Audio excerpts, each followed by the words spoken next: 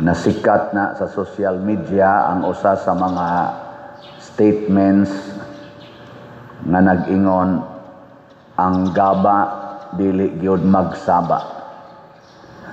Nakadungog na mo ana? Ako gamay pa ko sa una, sige. Buhata gina, gabaan ra gyud mo. Ana nito las mama. Sige, supak-supak mo na mo. Bantay la mo sa gaba. Ana no? Ang sa Tagalog na karma. Karma. Tinuod na dili. Kusga. Patak ka lang mo. Di na tinuod oy. Di na tinuod. Kung ang meaning ana nagpasabot na kung imo kong bugal-bugalan, gabaan ka nako, pasabot tungod nako, magantos ka. Kung imong bugal-bugalan, imong ginikanan, imong supak-supakon, magantos ka tungod sa imong ginikanan, di na mo'y tinuod. Unsa may kamatuoran? Tungod kay sa imong pagbugal-bugal nako, sa imong pagtamay nako o pagdaog-daog nako, gisupak nimo ang pulong sa Ginoo, silutan ka sa pulong sa Ginoo. Sa imong wa pagpaminaw sa imong ginikanan, imong gisupak ang pulong sa Ginoo nga nag-ingon, tahura ang inyong mamag papa, silutan ka sa pulong sa Ginoo. Matud pa ni Kristo, dili ko musilot ninyo apan ang mga pulong nga akong gisulti maoy musilot ninyo. So di na gaba, unsa man na? Punishment. Punishment dili gikan nako nga imong gidaog-daog, dili gikan sa imong ginikanan nga imong gisupak-supak, kung dili gikan sa Ginoo nga nakakita sa tanan og labing gamhanan sa tanan, ug way usang makaikyas nato. Way makaikyas. We will be condemned. Mo na diri sa atong unang pagbasa, niingon ang advice ni San Pablo, kay giluwas naman mo sa Ginoo, pag huna-huna na mog mga butang tuas langit, ayaw na ni dinhis kalibutan. O kung sa may mga butang sa langit, ang mga pulong sa Ginoo. Kay kada natutuman sa pulong sa Ginoo, muratag na ning kamot nga malangit. Kay ang Pinoy-anan sa Ginoo, ang langit man, nya makasod is langit ang mga bakakon. Makasod, dili. Kinsa may makasod dito? Ang magtugas tinuod. Kay ang Dios kamatuoran man, ang nagpuyo sa kamatuoran malangit. Nagilingay mong tupad. Inawa ka kapamakak. Ina. Wa ka kapamakak. Na. Makasod dito sa langit ang kanang nagsigig kabit-kabit, gasigig puyo-puyo. Makasod dili. Ngano man, kay ang sugo sa Ginoo, ayaw pakighilawas. Thou shall not commit adultery. Suwa ng premarital sex, suwa ng uban pa mga kalaway, bisan gani sa huna-huna nga mga kalaway, matud pa ni Kristo, nakasa na mog adultery. Kay nakahibaw laging Ginoo na. Iyan ang sugo. Muna si Mama Mary, hasta guys siyang huna-huna, gibuntog niya ang sala. Hasta sa si St. Joseph, munang gitawag sila immaculate. Nganong immaculate man? Limpyo ang sulod ug ang gawas. Kita usahay, ang ato ramang gawas atong limpyo-limpyuhan. Pero ang sulod, matud pa ni Kristo, murag yumog mga nitso nga nindot kay tan-aos gawas. Pero ang sulod di ay naata ng hugaw. Okay. Lain na sang lingi sa imong tupad. Ing na limpyo ra ang sulod. Ing na ba na limpyo ra ang sulod. Na bitaw nga makaingon kita naagi silot. Matud pa diri sa atong ebanghelyo, bulahan kamong mga kabus, bulahan kamong mga gigutom, bulahan kamong naghilak, bulahan kamo kung nagdumot o nagsalikway ninyo ang mga tao. Nganong mao man gisulti nga bulahan? Kay kung kamaotang mudawat sa kakabos, kamaotang mudawat sa kagutom, kamaotang mohilak nga mapaubsanon o kamaotang mo dawat o mo pasaylo sa nagsigig daot o nagbugal-bugal nato, wa tay sala. Way sala. Lagi. Adi mo to? Kanang sala, kanang paligas, pride, anger, lust, envy, gluttony, avarice, sloth, kaning paligas, kaning 7 capital sins, na nag-ugat sa atong pagpaningkamot nga dato gid ta, daghan gid tag kwarta, nga di gid tag gutumon, pirmi gid tang busog mo na tigom gyud, nga di gid ta maghilak, pirmi gid tang happy gyud always, happy gyud, happy. Og nga ang tanang tao mo pakpak gid nato, daigon gid tas mga tao, bahala na lang bakak na ning atong gipangsulti, basta daigon lang gid ta. Ano na dihagod? Ato lang ning mensyonon din kay sikat naman gyud kay ni sila. Sorry, ako na mo apil na lang sa kog mention kaning mga pamilyang Diskaya na contractor. Kay bawo ko nga napay daghan diha mga contractors nga naasay dagkong anomalya nga nahitabo sa ilang pagpangontrata sa DPWH. Pero karong hearing bag-o atong nadunggan nga naghimo siya affidavit, gimension gyud nila ang naa sa Congress na matod pa sa taga-Senado, mga ngalan nga dili kayang i-mention sa kadaghanan. Ilang gi-mention sa ilang affidavit. Ginganlan yun. Tanawan ninyo sa social media. Bisan gani ang atong presidente sa Pilipinas, dili kahingan aning mga ngalana nga naapil ni aning anomalya karon sa daghan kaayong mga corruptions. Pero ilang gipanganlan. Nangisog sila paghingan, affidavit pag yun. Di ba na basta-basta? Senado pag yun imong giatubang. Karon, ang maong affidavit o maong testimonya nila magtiayon dito sa Senado, kay nag-hearing man sad og murag equal hearing ang Congress. Nakabati ko diha social media nga sukit-sukit siya sa usasad ka lawmaker sa Congress. Wa ba ka mahadlok aning imong gibuhat?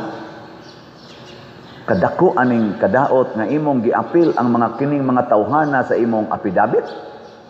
Wa ka mahadlok? Wa mo mahadlok? Bisan ako ingon ko bitaw no? Sunan ka imo nang hinganlan nga ang mga senador gani, ang presidente o ang mga kongresista nga porting daghana ana nila, di man gani ka-mention anang ilangan nga apil na sa kaning corruption nga dagko kayo in relation lang daan sa flood control, di man gani ka-mention. Moingon raman naay pipila sa kongreso, naay pipila sa senado nga naapil ani, pero di gyud ka-mention og ngan bisan ang presidente, pero sila ilang gi-mention. Hibaw mo kung sa itubag para ninyong wakakita sa social media, pero I will tell you, I will challenge you, paminaw mo sa social media na adiha, gi-interview sila itong hearing sa Senate o sa Congress. Bawa mo tubag, labi na gid kaning lalaki, ang bana nga Diskaya, relax kay iyang naong. Ningon siya, kuan man God your honor, among na pamatud-an ba nga ang 120 million ka mga Filipinos gusto naming patyon tungod sa among nabuhat. Murabag kami mo isad-an kayo ba? Gusto mi nilang patyon sa 120 million ka mga Filipinos. Mao na gisulti namo ang tinuod nganong nabuhat ni namo nga dili mi gustong mobuhat ani kung dili ugwap ami lisod-lisura aning mga tawhana nga naas gobyerno. Amo ning gisulti aron dili na mi patyon sa 120 million ka Pilipinos, patyo na lang mi sa aning mga taong among gimensyon. O hadlok ming mamatay. Pero kung mamatay man gyud mi, at least nakahimo mi og pagmatuod unsa gyud hinungdan nganong nahitabo ni sa among kompanya. Tungod aning ni ang mga tawhanang among gimensyon. Nya gikuan-kuan siya, giana-ana, at di mo balik siya dito. Wa ba ka mahadlok mapriso? Hadlok. Di ka mahadlok mapriso imong mga anak, kastang imong kaubas kinabuhi. Hadlok. Ug tungod sa among kahadlok ana, misulti mis tinuod. Aron na kung mapriso man gyud mi or mamatay mi, nakatug-an mis tinuod. Muna ingos Kristo, bulahan ka mo kung daoton mo, bugal-bugalan mo, nganlan mo pinakangilad nga tao, tungod ka nako. Mga igsuon, kung magtug-an tas tinuod, mahimo gitang bati. Mabati gyud ka sa mata sa tao. Kay kini manggong kalibutan, ang tan-aw aning kalibutan, physical ang iyang ilang i-judge, ang imo bang physical. Pero dili sayon antuson ang torture na spiritual. Daghan aning mga bakako nato karo mga katawhan, apil naming ni asimbahan nga mga leaders, samot na nang naas gobyerno nga mga leaders nga bakakon kaayo, kusog kay mo twist og kamatuoran para sa ilang personal interest. Kahibaw ko ana, kasagaran ana nila if not all, nagmintin na og mga tablitas para makatuog sila. Stressful kay nang ilang hunahuna og kasing-kasing. Bugat.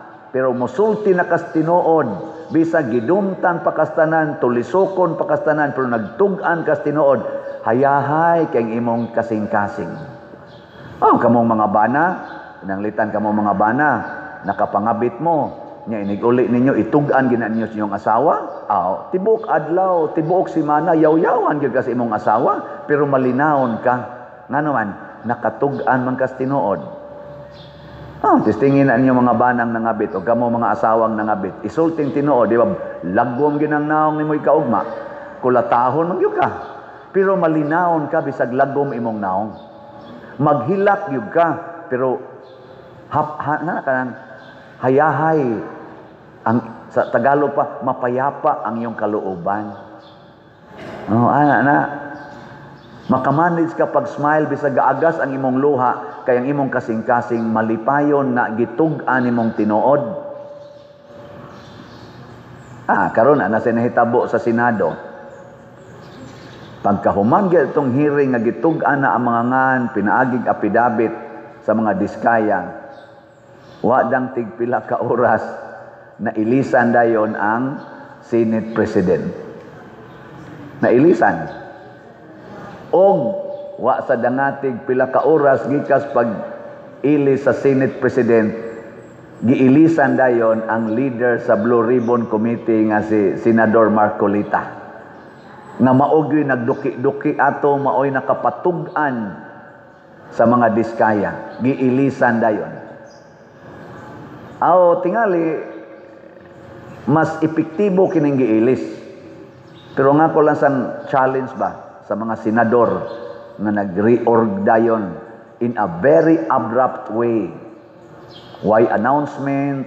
Why mga tinuod yung basihanan to convince us? Representatives baya mo mga senador o mga kongresista? Representatives mo sa mga tao. Nining gimension nga 120 million ka mga tao. Pamalandungi ka na ninyo. Nakalipay ka na sa mga tao nga nagbutar ninyo ang inyong gibuhat rong pag-reorg. Kanabang ang hearing, interesado kay mga tao, millions of Filipinos gasunod sa Blue Ribbon hearing, kaliton lang ni mugkuha ang chairman. Ang gipalit nimo, pariha ka og karisma, pariha ka og interest, makapalipay ka na sa mga tao nga nagmonitor ani karon nga maksakpa na gid ni kinsa gi tinuod nga salarin aning maong flood control. Giilisa naman. Doon na pa kay continuity. Mo na gitawag og just see what will happen. Mo na daghan kayo ning ingon ani karong maniobra din sa Pilipinas. Munang malusno kita isip nasod, isip simbahan, malusno kita kung musod na ning matud pang San Pablo likay ni ha. Akong mensyonon ha, unsay palikayang San Pablo basig naapil ko ani, naapil sad mo ani, naapil sad nang ato mga leader sa nasod ug sa simbahan. Unsa may ngayon, patyan ninyo ang kaibog nga kalibutanon nga anaa kaninyo sama sa mga pagpakighilawas, kalawayan, kaulag, daotang kailibgon ug kahakog. Kay ang kahakog usa kuno ka Dios-Dios, idolatry. Mapungot gyud ang Ginoo niini. Busa karon kinahanglan biyaan ninyo kining tanan, ang kasuko, ang pagkasaputon, may daghan din ni simbahan ani apil din nagwali, ang pagdumot, kaning dumot gyud. Napa ko nakita na sa hearing dito. Ilag yung ibalik sa 2016 hangtod sa 2021. Kadto gi ilang fokusan og maayo. Kinsa man tong administrasyon sa mga Duterte ni President Duterte. Kadto gi ilang dukidok nagsugod na ba mo ani, pilay flood control ani nga budget. Naadayon nasulti dito nga ang kinadak-an kunong flood control sa niagi mga presidente except lang ani rong atong present president administrasyon tuadjod kuno sa kang President Duterte, former President Duterte. Niabot man ting itong 28 billion mo'y kinadak-an sa niaging mga presidente. Siya'y kinadak-an. Okay. O gipangutana sa na dito gyapon sa mga diskaya. Ug unsa may tubag sa mga diskaya, lahi man tong panahon ni President Duterte kay ang amo atong dealings legal gyud. Way mga insert, way mga pressure. Once makadaogan ni misbidding, tuloy-tuloy na. Kay ang among tanan nga mga budget program fund unya monitored ug dili mi bayran basta substandard ang among gibuhat. Panahon kuno ni Duterte. So daghan sa silang project panahong Duterte kay nidaog man gyud sila. Isa dili sama karon na ang kwarta nga among gidawat sa among mga projects gikan sa unprogram fund. Unya daghan kaayo ang i-demand gikan namo nga mga insertion sa contract o panggigipit. Mo na ilang giingon. So ilang gyapon gipamatud-an nga yes, naa mi project ato pero legal kuno, program.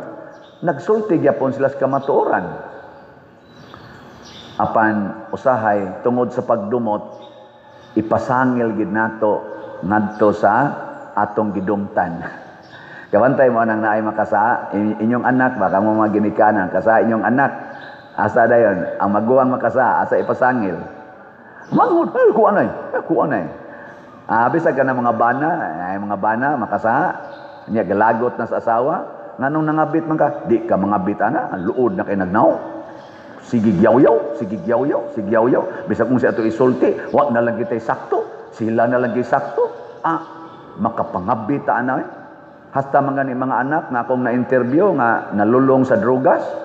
Akong interview ang uban ba? Ipasangil sa ginikanan. Di ka makasuyop anak pa dito. Sigihan kag latos. Nya pagkadako na ako, sigihan ko yun, may pagmusuyop ka. Matod pa ko nun niya. Naong ni mo, so parihad kag naong atong silingang manuyupay. Kaambo ang gagab, sigihan tani mo yung suyop wa ta mo suyop, may pagsuyupan. Mo na ilang ipangsulti. Ipasangil ba?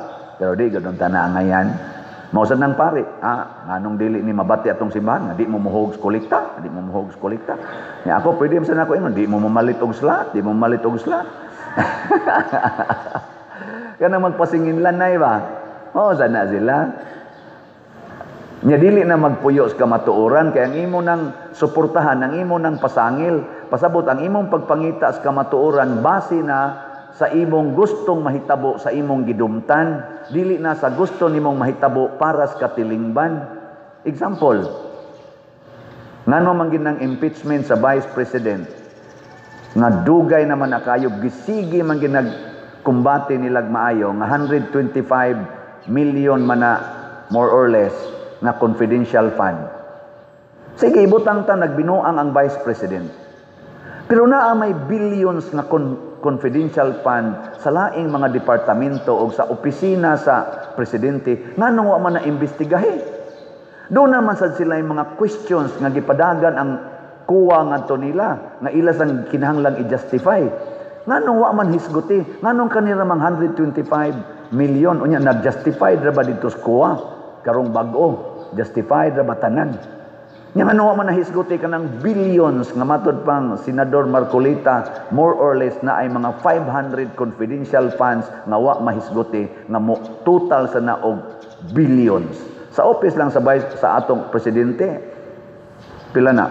Mga 5 billion matingal ito ang iyang confidential fund. Kagamay ra ng 125 million ikumpara nimo sa 5 billion. Nya wa gid hisguti. Nya na-spent ng 5 billion, wa gani siya ka-determine og hain ning ghost project. Na mo man unta nay purpose nga naa kay confidential fund para mahibaw-an na nimong mga anomalya nga nagtago-tago diha. Ngano wa man na imbestigahe tungod kay ang nag-imbestigar dunay pagdumot og ang iyang pagpangitag kamatuoran para lang maduot ang iyang gidumtan nahimo natang bias. Mo na ingon si San Pablo dire, likay ang pagdumot og ang pagpamakak.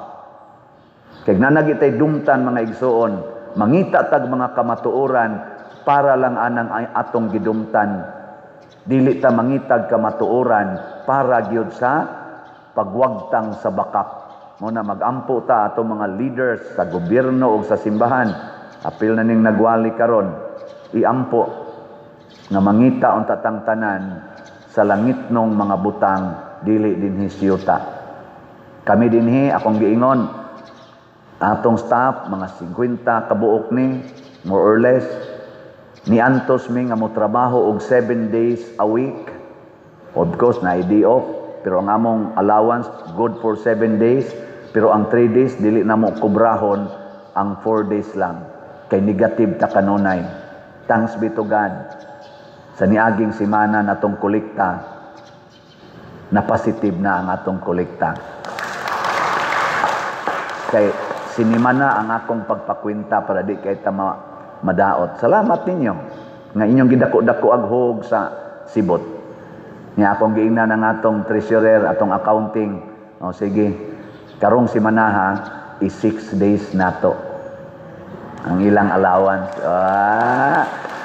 Karong si Manaha igsunod si Mana inigkwenta negative na sad abalik tag 4 days. Muna kamong ni as katilingba nato din his Compostela kamo ra gyud makapa 6 days. Nya monitora pod ning atong nagtrabaho dinhi ila bang na implement ang atong guiding principle nga trust Cebu. Labi na ginang Cebu. Unsa to'y meaning sa Cebu? Clean, economizing, beautiful, and useful. Wa na ganin nato ma-implement din ing na dayon padre, hain naman ang atong gipakaon for 6 days. Kay apil ko ana. Ama 6 days sa derong ako denggoan, typing, ayay, salamat. Okay, nag 4 days baya sad ko. Tuumog sila rin nag 4 days. Hasta sa dako 4 days. Muna, salamat. Og salamat sa inyong pagpalit og slot. Mauna ni ang atong update. Sa atong grace, niabot nag 53,715 ang atong halin. Naapay 646,285 ka slots nga available. Tag 100 pesos per slot. Nya doon na ni 70 slot challenge. Nga tag 7,177 na sad ka challenges ang atong nadawat. Nya ang atong Protection and Prosperity of Santiago de Compostela PPSC para ni sa ato dinhing ongoing nga mga projects. Ang atong halin niabot nag 17,790 ka slots na apay 82,210 ka slots nga available tag 100 pesos per slot. Nya doon na ni 162 slot challenge nga tag 16,200. 42 na sad ka challenges ang atong nadawat. Pakpak, salamat kayo. Mo ni pasabot nga bahalag gutomon ta, wa na tay gikaon, palit yung slot kay bulahan kamong gigotom kay kamo pagabusgon. Di ba? Bahalag mapobrita basta palit lang gitag slot kay bulahan kamong mga kabos. Ano man, kay kaning atong pagpalit og slot para ni langit. Unsa to'y meaning sa slot?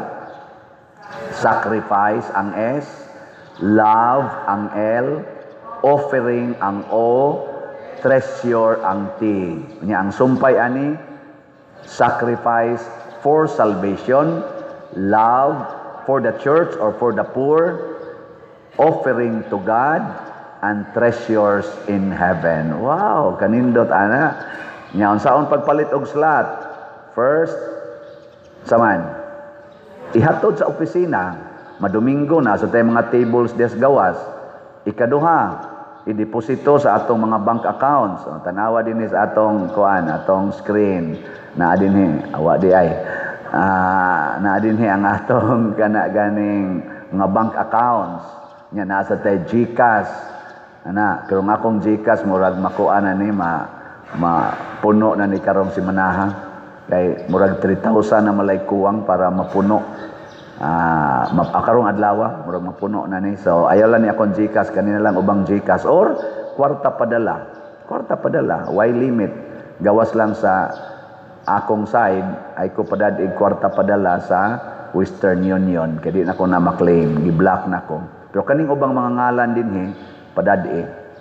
Mga igsuon, kining atong paghimo aning mga butanga dili ni para personal, para ni natong tanan. Og thanks be to God, ang atong TV ni under na ba ng duha ka TV diha sa ligi? Wala pa.